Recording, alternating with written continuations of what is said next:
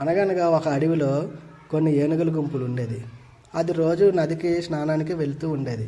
అయితే అలా వెళ్ళే దారిలో కొన్ని ఎలకలను అవి చూసుకోకుండా తొక్కుకుంటూ వెళ్ళిపోవడంతో ఆ ఎలకలన్నీ చనిపోతూ ఉండేది.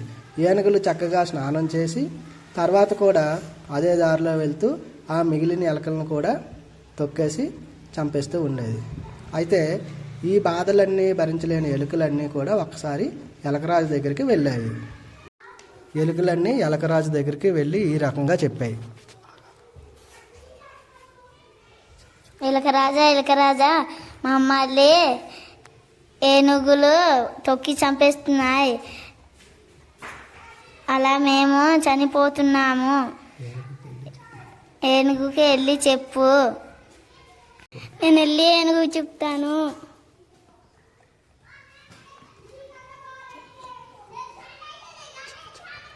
ఏనుగురాజా మొలకల్ని ఏనుగులు తొక్కేస్తున్నారు, చూసుకొని వెళ్ళండి.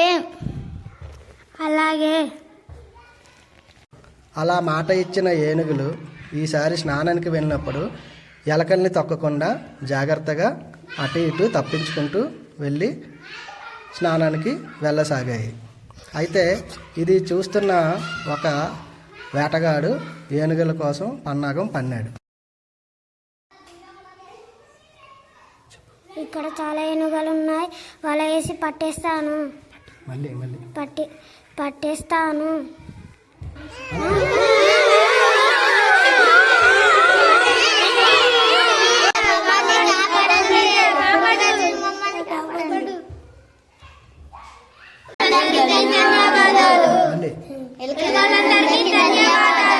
అలా ఎలుకలు ఏనుగులు ఒకరికి ఒకరు సహకారం చేసుకుంటూ హాయిగా జీవనం సాగాయి.